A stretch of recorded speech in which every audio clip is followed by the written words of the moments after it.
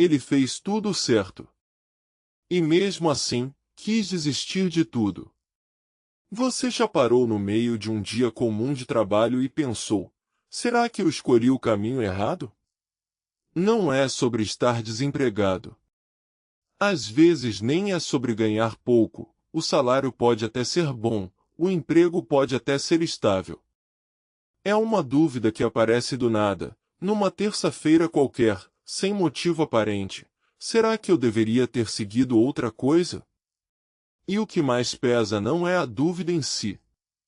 É o medo de que seja tarde demais para mudar, que você já investiu anos demais nisso para virar as costas agora. Existe um texto na Bíblia que nomeia essa dúvida com uma clareza que incomoda. Não é um provérbio genérico sobre trabalho, é alguém, dentro do próprio texto, admitindo que passou a odiar aquilo que construiu com as próprias mãos.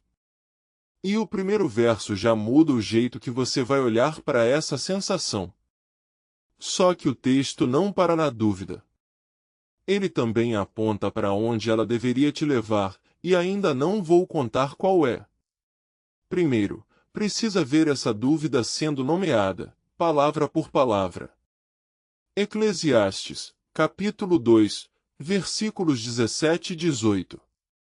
Pelo que aborreci a vida, porque a obra que se faz debaixo do sol me era penosa, sim, tudo é vaidade e desejo vão.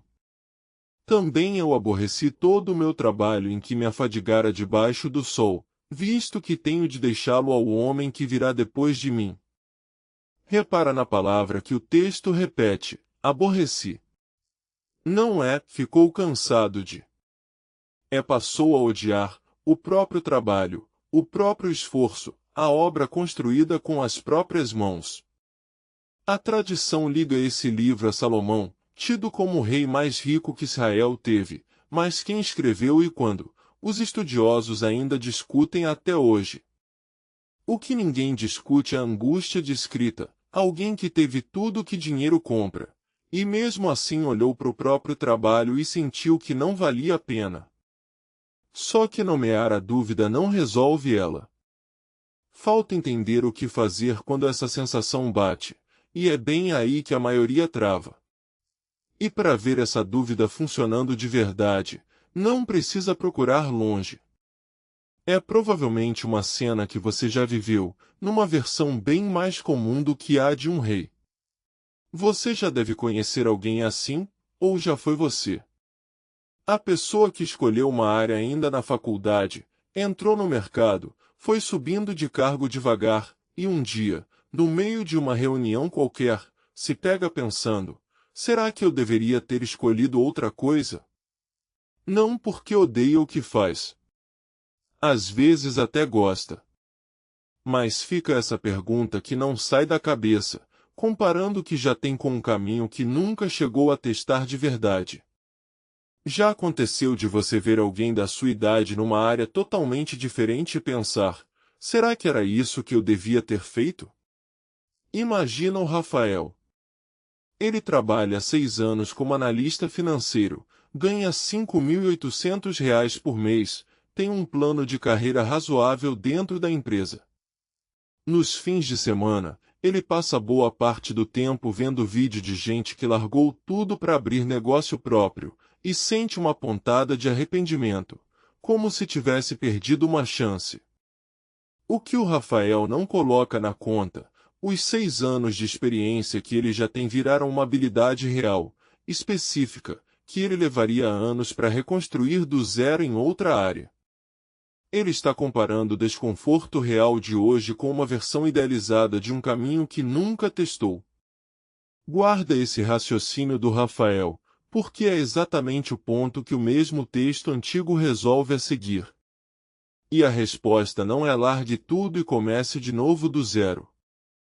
Antes de continuar, vale um contexto rápido, porque ele muda como você vai ouvir o resto. No mundo em que Eclesiastes foi escrito, quase ninguém escolhia profissão. Ofício se herdava, filho de agricultor virava agricultor, filho de pescador virava pescador. A pergunta, será que aceitei o emprego errado, simplesmente não existia do jeito que existe hoje. Então o texto não vai te dizer qual carreira escolher. Ele vai te dizer onde procurar sentido, seja qual for a decisão que você já tomou. E o mesmo livro segue descrevendo essa angústia por mais alguns versículos. O homem que trabalha com sabedoria, e ciência, e destreza ainda corre o risco de deixar o fruto do seu labor para alguém que não moveu um dedo por ele. Eclesiastes 2, versículo 21. E completa que, por causa disso, nem de noite o seu coração descansa. Eclesiastes 2, versículo 23. É a mesma insônia de quem fica remoendo a própria decisão, de madrugada, sem conseguir desligar. Mas é só um capítulo depois que o mesmo livro vira a chave. Eclesiastes, capítulo 3, versículo 22. Pelo que tenho visto que não há coisa melhor do que alegrar-se o homem nas suas obras, porque esse é o seu quinhão, pois quem o fará voltar para ver o que será depois dele? Repara no que muda, não é ache o emprego perfeito.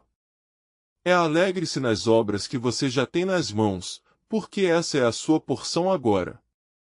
A palavra usada é quinhão, a parte que já é sua, que já está na sua frente, não uma versão hipotética em outro lugar. E isso não é papo de aceite qualquer trabalho e fique quieto. Se o seu trabalho é abusivo, mal pago, ou te machuca de verdade, essa frase não é desculpa para ficar parado. O texto não está mandando você aguentar calado o que é ruim. Ele está te dizendo onde buscar sentido dentro da decisão que você já tomou, o que é diferente de aceitar qualquer coisa sem reclamar.